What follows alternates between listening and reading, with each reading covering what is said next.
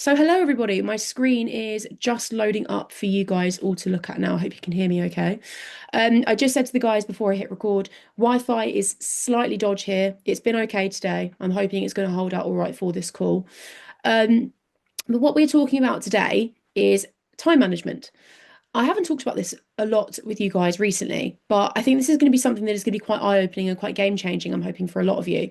We're really talking today about how to do all of this alongside leading a full and busy life. I'm fully aware that you guys are not only doing this process, you're not only doing this program, you guys have other things that you're doing. So time can sometimes feel quite strained, or we can feel like we're quite time poor. That's very normal, but I really want to dive into that today and have you guys come away with a lot of things that you can implement to make this process just a lot easier for you. And hopefully for you guys all to see that if you want to really take care of your health and if you really want to take your health seriously, you don't have to give it all of your time and you don't have to sacrifice everything. Yes, of course, there are sometimes some sacrifices that have to be made, but there are definitely things that we can do so that you can get a really good result, nail your health and fitness, keep making your health a priority, but not have to dedicate all of your spare time to it. And that's what I really want to talk about. But before we dive into that, I have a mindset exercise that I'd like to do with you all. And I would like you all to do it, whether you're listening live or whether you're listening to this back on the recording. I'd really like you guys to do this. So, this is a mindset exercise. What I want you to do, first of all, guys, is I'm going to give you 30 seconds. And I just want you to either in your head or if you've got a pen and paper, note it down. I want you to look around whatever room that you're in, and I want you to write down everything you see that is red. Everything in that room that you notice that is red. I'm going to give you 30 seconds from now, and I want you guys to do that just quickly. So just have a look around, pick out everything that's red, write it down if you've got pen and paper, or if not, just do it in your head. That's okay. Cool. I'm ad-libbing the time. I'm going to guess that's about 15 seconds. So you're about halfway.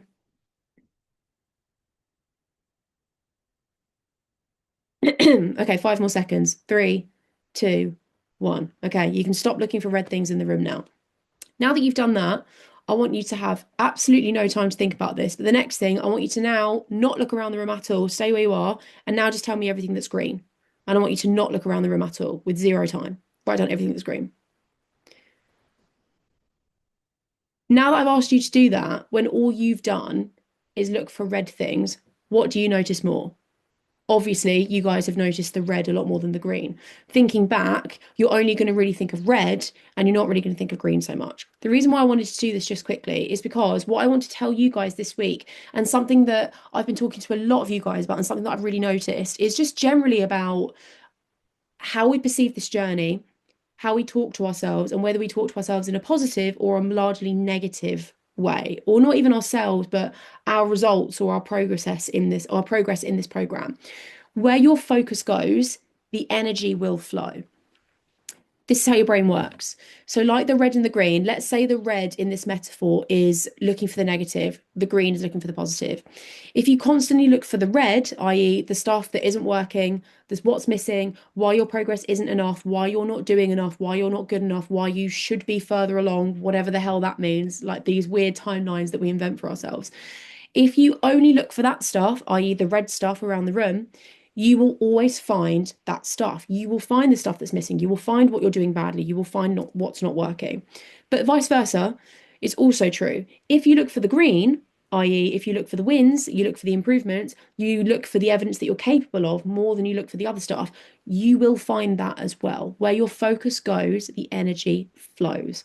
I know it can be hard to do sometimes, but something I've really noticed in loads of you guys over the last few weeks is that you will have an incredible result. There'll be a week where you guys will maybe lose a kilo, or you'll add on like 2 kilos to a lift, or you'll take your daily steps up by like 2,000, or you'll make progress in some area of your life that is amazing, but you'll caveat it with something with, yeah, that's kind of good, but I wish it was more. It's good, but oh my God, I've got so much longer to go. Yeah, it's good, but I really want you guys to try and shed that way of thinking because it is so damaging. It's so damaging to talk to yourself constantly like that, like kind of putting yourselves down and always putting caveats to your success and not just accepting that, yeah, you might not be perfect yet. Yeah, you might not be at the end point of where you want to be at. but you are actually doing pretty bloody well by working hard and already making incredible progress. It's very easy for us to always look for the negatives, how we're wired, but I want you guys to try and override that wiring as much as you can, because if you only look for the negatives, this process becomes so draining and it becomes so much harder as well. And if you're not enjoying what you're doing, or if you're not allowing yourself to celebrate the wins, or even allowing yourself to just enjoy this process a little bit, this journey is going to be really hard for you. And it's going to be much harder for you to stick at this lifelong and sustainably and for a long period of time. Because if you're not really enjoying it, the temptation to stick at it isn't going to be very big. So I want you to really think about that exercise, about looking for the red and looking for the green. Where your focus is going to go, your energy is going to flow. And as you guys know, I've obviously had a pretty crap few weeks. Like, let's be real. Obviously, I lost my dad a few weeks ago.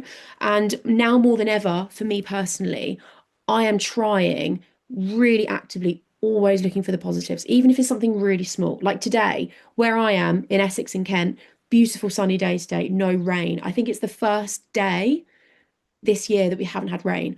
Even little wins like that, I'm purposely actively trying to find those wins and trying to find positives so much throughout this time. And I feel like if I can do that at the moment, you guys can definitely do that no matter what comes your way as well. Like, you guys can absolutely find some positives. So I want to dive into the call now, but I really want you guys to think about that this week and think, are you leaning to the negative? Are you being really hard on yourself? Are you allowing yourself to just celebrate your wins, or are there always caveats or ifs and buts that come with it? If it is, I want you to address that and try and put that in a box and try and be a bit more positive. And I say this all from love, and because I want you guys to enjoy this process. I want you guys to love the results that you're getting, and I want you guys to try and enjoy the process as much as you can as well, because it's really important. So now we've talked about mindset, let's dive into the main bulk of the call. And we're talking about time management. The first thing I want to talk about is a massive objection that I hear all the time, from mainly, to be honest with you, women that aren't in the program. All I hear is, I don't have time, I've got zero time, I'm too busy, there's not enough hours in the day, my schedule is impossible. What I want to make really clear is that all of us are busy. We all have different lives, we all have different circumstances, but all of us are busy. Being busy and not having time actually isn't the problem.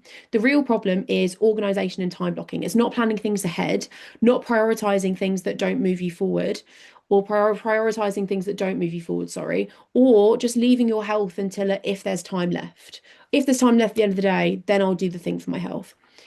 When it comes to time management, you don't need to go and magically find more hours in the day to have success in this journey. Time doesn't just appear out of thin air. Would be amazing if it did. How good would that be? But time doesn't appear. It's something that you allocate. And if you aren't allocating your health, and if you aren't scheduling your health, it will always lose to other things. It will always lose priority to everything else. So it's not, this call isn't about, I'm going to force you guys to find more hours in the day and to give up your whole life and just dedicate your process to this. It's actually the opposite. It's, you don't have to have a huge amount of time to have great success here. All of you guys are busy. It's just, are you scheduling your time in the most effective manner? And that's the point of the call. So here's why time management matters so much in this journey and what we're doing here. It's half the battle. And I very firmly believe that. I think that most people struggle isn't that they have no time. I think it is just that they don't know how to manage their time. They don't know how to time block, and they do not know how to manage their time, or they have very poor time management. That is what the issue is, in my opinion. Without intentional planning ahead, workouts, meal prep, tracking, very easy to get pushed aside because other things take priority. Time management isn't about doing more. It's just about ensuring that the things that are top priority for you get done. This means making your health an absolute non-negotiable, something that is a part of your identity, even when you are really busy. The question that I want you guys to ask yourself is, right now, if you feel like you're somebody that is constantly chasing their tail, running out of time to do things, is it that at the moment you just have no time? Or do you think maybe that it's more the case you lack structure with the time that you do have? I would argue that it's very much probably the second part of that rather than the first part. You don't need lots of hours in the day. You just need to make sure that the time that you do have is precious and that you structure it well. So here is how to actually structure your time and fit everything in without overwhelm. Because it's all good and well me saying, oh, you guys need to manage your time better, you need to have good time management. But if you're somebody that hasn't maybe really been shown the way to do that, or you're not maybe someone that's been taught that, how do you actually do that? And I can say this because I am someone who very much used to struggle with time management. Adam will tell you, he always says that I'm a faffer. Like, if I'm left to my own devices and if I don't organize, I can just faff and feel like time just flies and zooms away from me. I have learned some really great things over the years that have worked really well for me in terms of how to actually structure my time better and find more hours in the day that I actually didn't even know existed. And that's what I'm going to share with you guys right now. So this is a step by step. As always, if you have something that you can take notes on, I would recommend taking notes because you're very much more likely to retain the info. But if not, if you don't have that, that's fine, just listen in. So the first step that I want you to do is I want you to start by using a virtual calendar. There is a reason I'm saying a virtual calendar rather than a physical diary. So I want you to pick one. There's loads out there: Google Calendar, Apple Calendar, Notion. There's loads of different virtual planners. I personally use Google Calendar just because it's really easy. But I want you to start using a virtual planner. Whether you use it for work at the moment, I want you to use it for work, but I also want you to use it for this process and for your health and for your fitness. The reason why I say a virtual planner is because it allows you to be a bit more flexible. Physical diaries have their use, don't get me wrong. And if you are someone that's sat here that is like absolutely adamant, I'm old school, I'm using a physical diary and that's it, then totally your choice. But from my personal experience, I would recommend a virtual calendar because it allows you to be more flexible with your time. As I say, all of us here are very busy. We have lots going on. So if we have something that needs to move or needs to swap round, it's so much easier to be flexible with a virtual diary because you don't have to scribble anything out, make space for stuff, zigzag things around. You can just drop and drag stuff and adapt your day so much easier than a physical diary. Physical diaries, I feel like as well, always get really bulked up with loads of bits of paper in, and they can become a little bit chaotic. They did always become quite chaotic for me. So I think a virtual calendar is something really good to think about investing in. From there, as well as using it for work, I want you to start blocking in your workouts like they're business meetings or like they're work meetings. If a work meeting is in your diary, it's in your diary at a fixed time. There is nothing that is going to interfere with it because you can't just not turn up. And there's no way that you would just cancel on it last minute because otherwise you'd be letting the other people down in the meeting.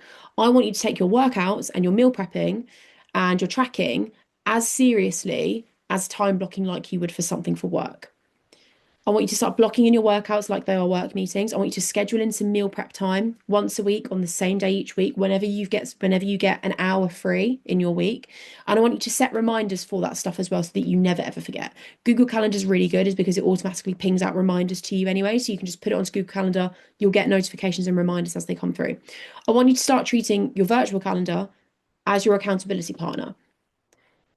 I never used to use this, and I would wonder why everyone was so organized, and I couldn't figure out why. Like, how is everyone doing this? How is everyone remembering to fit everything in? As soon as I started using a Google Calendar or a virtual calendar, my life completely changed. And even just being able to see your week and see what you have in there, color code stuff so that it matches, like all your health and fitness stuff could be one color, all your work stuff could be another color. When you start to do that and time block, it becomes so great and so easy to see your week. And you actually realize that you have little pockets of time that you can slot in that you didn't notice that you had before because it's just all laid out in front of you. So, step one, if you're not doing that right now, use a virtual calendar. If you are a paper diary person through and through and you're not going to change your mind, I understand that. But I would really recommend that you do this because it's so easy. The second thing I want you to do is I want you to start time blocking in your basics. So divide your day into blocks. You've got your morning, your midday, and your evening. So before work, lunch break, after work, or however you want to structure it. I want you then to assign some tasks to each block. For example, if you like a morning workout, your workout will go in the morning block. If you're someone that does maybe a little bit of meal prep per day to take your lunches to work the next day, maybe that could go in your evening block. Maybe your midday block could be on my lunch break, I'm going to go out and get some steps in. That's in your little midday block. Start to break it up into those three blocks and slot some things in.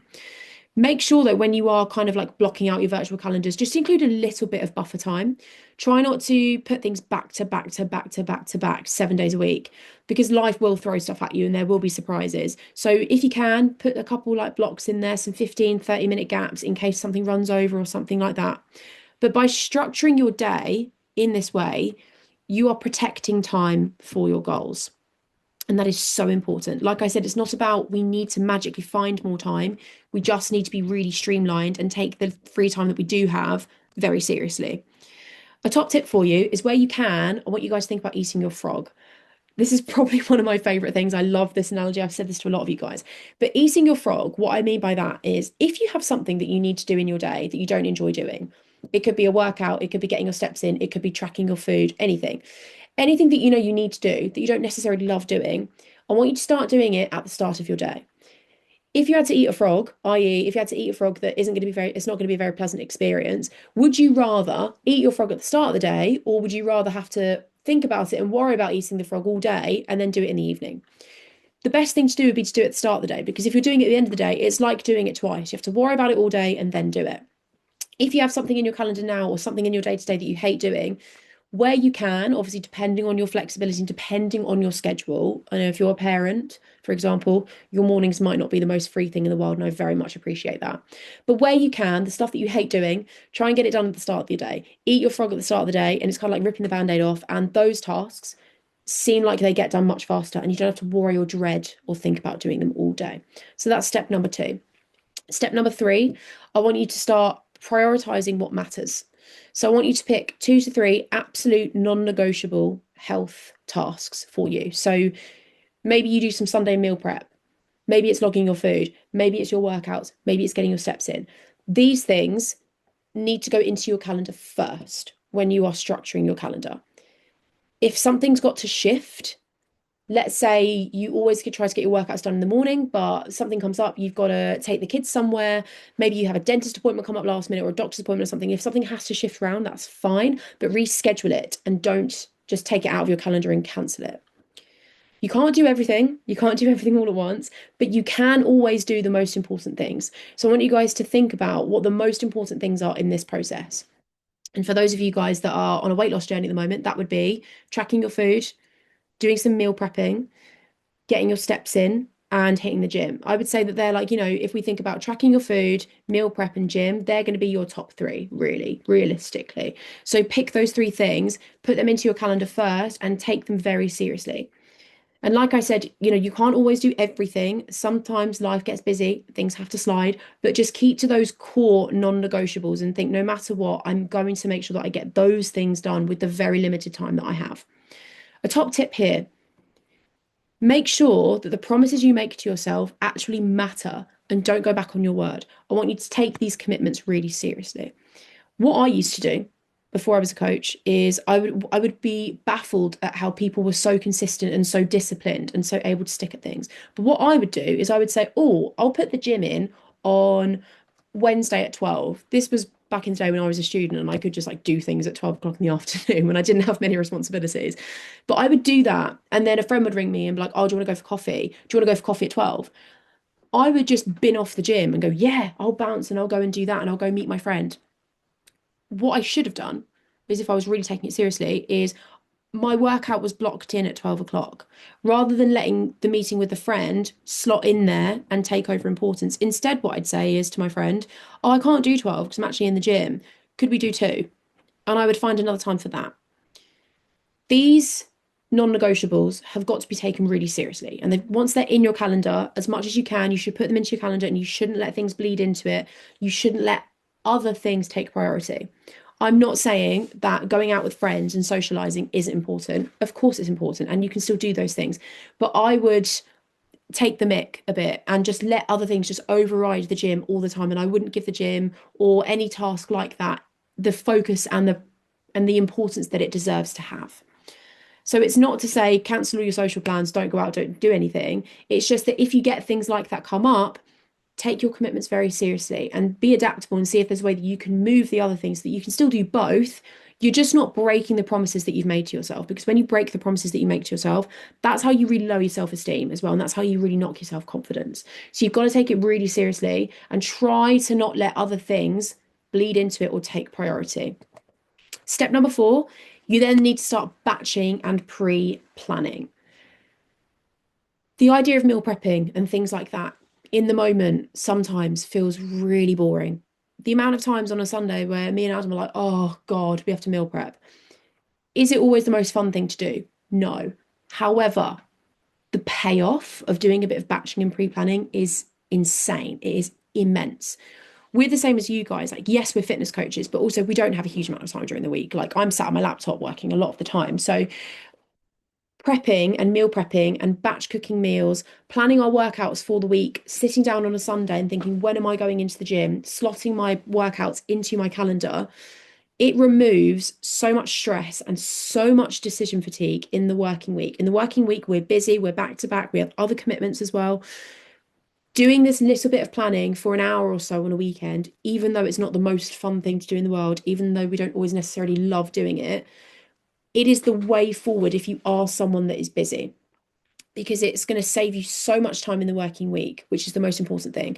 It removes the decision fatigue. So you're not there scratching your head on a Monday night thinking, oh God, I've got to cook something healthy and I don't know what it is that I want to cook. If you just spend a little bit of time, even doing like some 15-minute really easy recipes, doing 30 minutes of meal prep a week and chucking some stuff in the fridge to have, sitting down on a Sunday or a Saturday or whenever your day off is and thinking, when am I going to get my free workouts done? When have I got space? And slotting them in. That is just going to make this process, sorry, feel like you can do it on autopilot and make it feel so easy because you have been willing to do that time to plan ahead a little bit.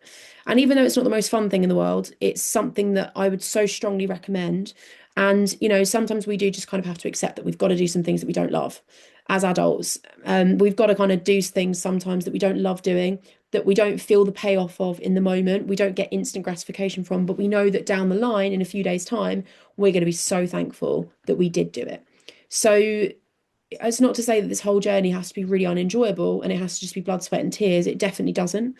But when it comes to doing a bit of pre-planning, doing a bit of planning ahead of time and some meal prepping and that sort of stuff, it's not always the most fun thing to do. But sometimes we just have to accept that sometimes we've got to do mundane things in order to get the result that we want.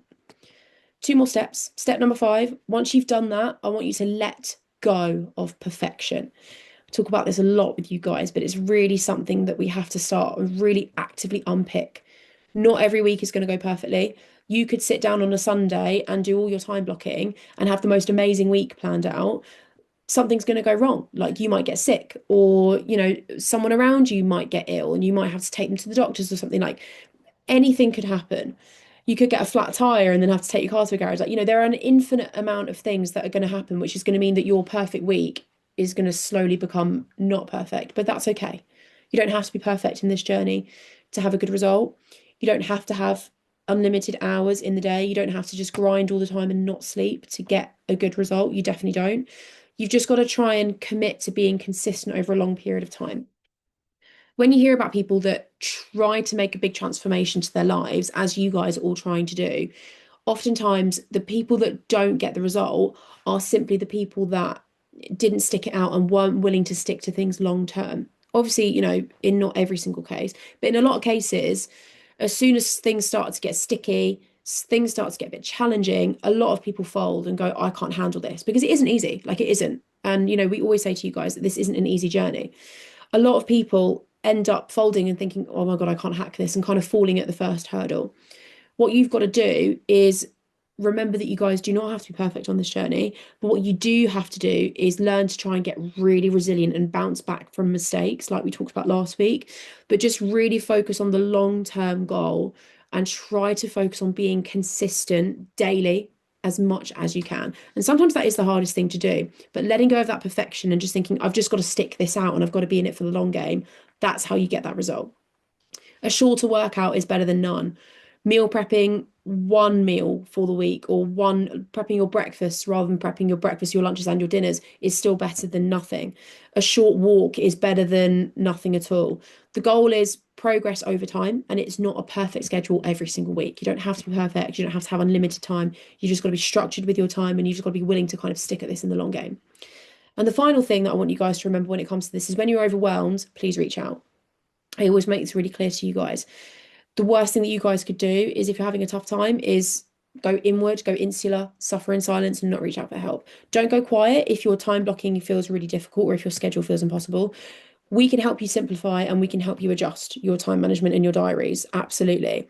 Asking for help is how you stay on track long term.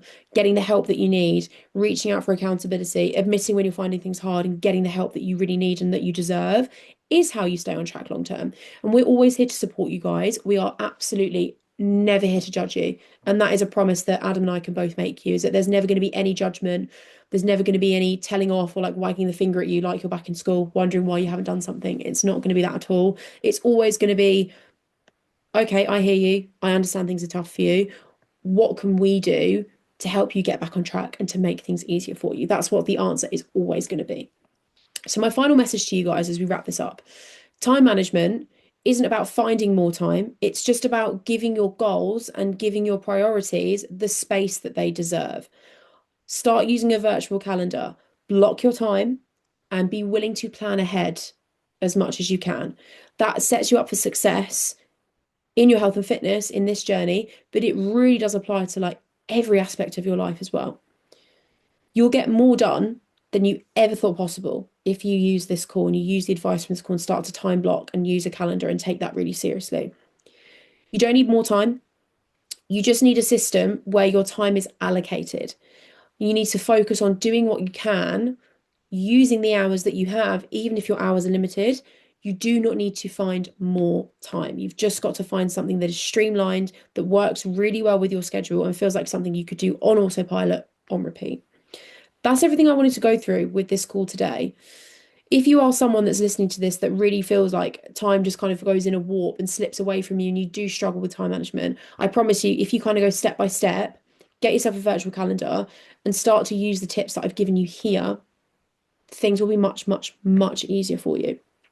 And above that as well, what we talked about at the start in terms of trying to find more positivity in this journey and trying to look for a more abundant mindset, that is also really important to limit, to relieve stress and to find a bit more enjoyment in this journey. And I would really encourage you guys to unpick that within your own mindset as well. But that's everything I wanted to go through with you guys this week. It's great to see so many of you on here, as always. Have a great evening, guys. And whether you've listened to this live or whether you're listening to this back on the recording, as always, just drop me a message if you want any further clarification or if you feel like you do need some help with this one-to-one a bit more specifically. So have an amazing evening, guys. I will catch you all at the next one.